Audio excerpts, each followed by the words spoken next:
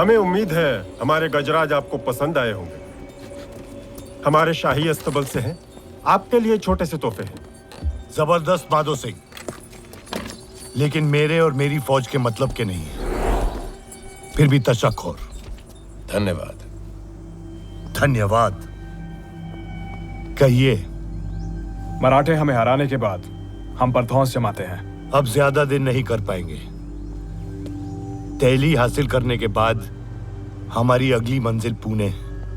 मराठों को उनकी हैसियत बताने के लिए हमारी सेना और साधन अपने ही समझिए। उन्हें अगर हरा दिया गया तो हम आपकी बेहतर सेवा कर पाएंगे। फिक्र ना करें, हम मराठों का सफाया कर देंगे। आपसे आज्ञा लेते हैं। आपके हुक्म की प्रतीक्षा रहेगी।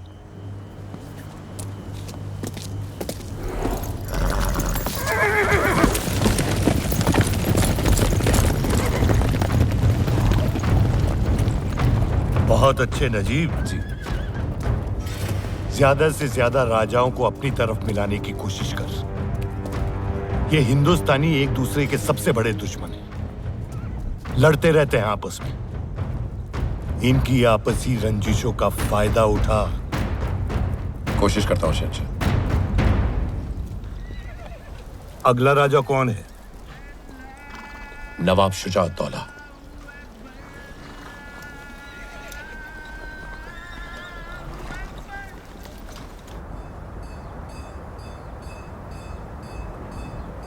और चंद्रपुर के राजा ने कहा है अगर उन्हें रसद की कमी पड़ती है तो हमारे गुप्तचरों ने बताया है कि अब्दाली इस समय रोहिलाबाद में है,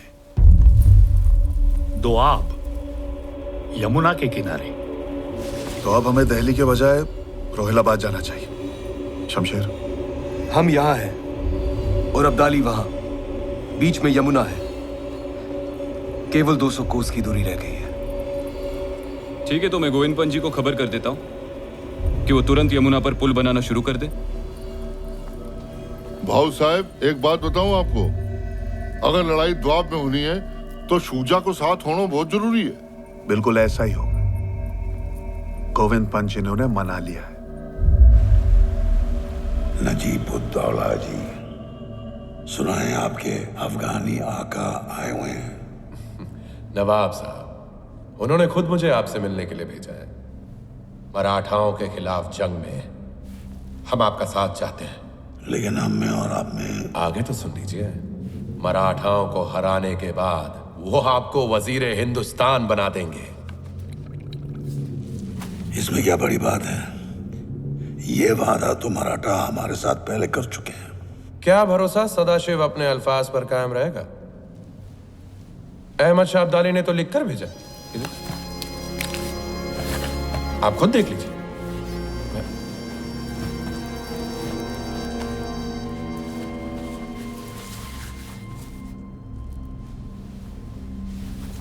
कैसे भरोसा करें उस पर? आप मुझ पर भरोसा कीजिए। मेरे बुलाने पर ही तो वो आए हैं। और हम आप पर भरोसा करें? हमारे दरमियान तो 100 दरारें पहले से हैं। मैं तमाम दरारें भर देना चाहता हूं नवाब साहब। देखिए, एक बात तो साफ है, इस जंग में पलड़ा उसी का भारी होगा जिसकी तरफ आप होंगे। जरा सोचिए, फिर आप होंगे दिल्ली के वजीर। और आप शहंशाह? नहीं नहीं, मैं मीर बख्शी ही रहूंगा, आपके ज़ेरे साया। तख्त पर किसी मुगलिया कठपुतली को बिठा देंगे और उसके धागे अपने हाथों में।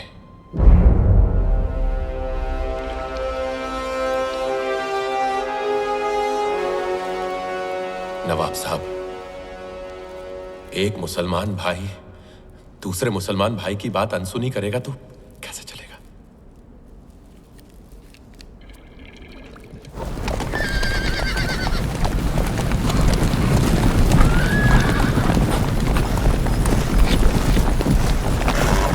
नमस्कार गोविंद पंत जी। आइए आइए। प्रणाम। नमस्कार गोविंद पंत जी, आपसे फिर से मिलने का सौभाग्य मिला। मेरा भी सौभाग्य है श्रीमान। आइए।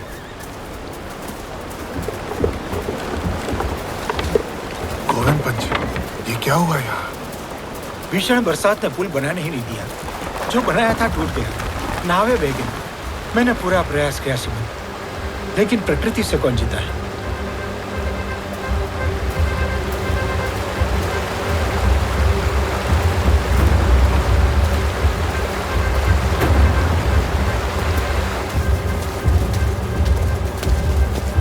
जब तक पानी का स्तर नीचे नहीं आ जाता, हम पुल दोबारा बनाना शुरू नहीं कर सकते।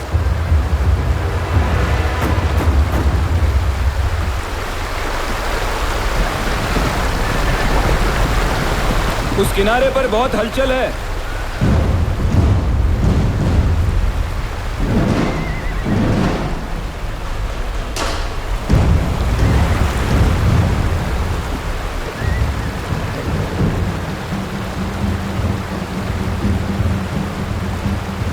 ये अब्दाली की फौज है। नजीबुद्दौला की फौज भी साथ में है।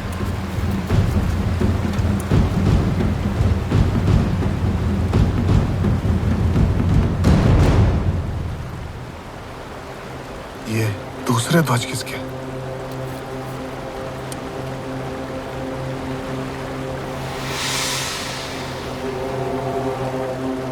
क्षमा करिए, बुरा समाचार है। वो दूसरे ध्वज शुजाउद्दौला के हैं। मुझे हाँ कहने के बाद जाहिर है वो पलट गए हैं।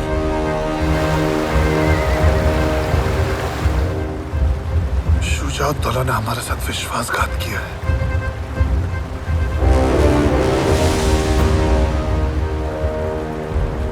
हमारे साथ सूरजमल जी हैं।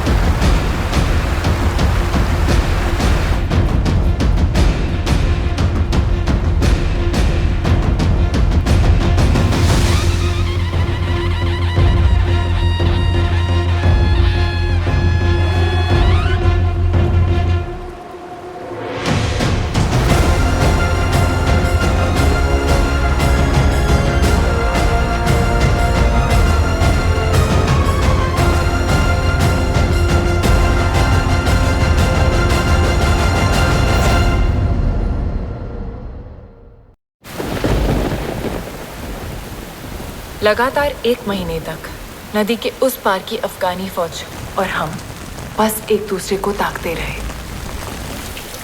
जो मुहिम अब तक उमंगों भरी थी, अब अपना भयानक चेहरा दिखाने लगी। श्रीमंत, पुल नहीं बन सकता। बारिश भी रुकने का नाम नहीं ले रही है। भला पानी कैसे उतरेगा? भोजन और सामग्री भी समाप्त होने के कगार पे। कब तक प्रतीक्षा करें? श्रीमंत, आज्ञा हो तो मैं एक सुझाव दूं? जी कहिए। मैं समझता हूं हमें वापस लौट जाना चाहिए। अगले वर्ष दोबारा आ जाएंगे, बरसात से पहले। और अब्दाली को लूटपाट और मारकाट करने की खुली छूट दे दी। हाँ मल्हारराव जी? नहीं, बड़े हुए कदम वापस नहीं लौटते। फिर हम क्या करें?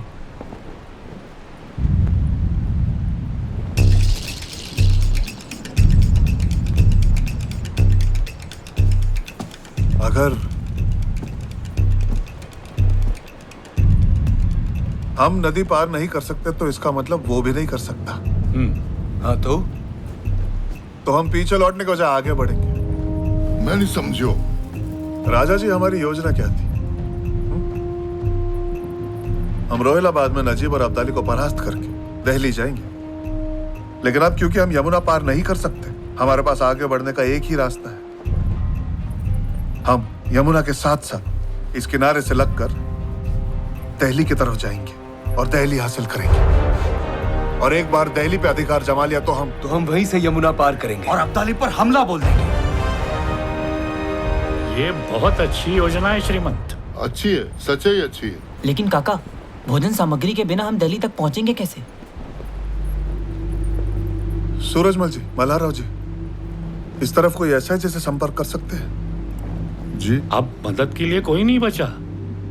हम यहाँ के सारे राजाओं से संपर्क कर चुके हैं। एक संभावना हते, सकीना बेगम पति के गुजरबे के बाद वो ही गद्दी संभालत रही है, लेकिन काव पे भरोसा ना करे और गठबंधन फटबंधन पे विश्वास ना रखे। सही कह रहे हैं। आप कहें तो मैं जा सकती हूँ। लेकिन वहीनी, वो किसी से मिलती ही नहीं है। एक औरत से मिलने के लिए तैयार हो जाए, शायद।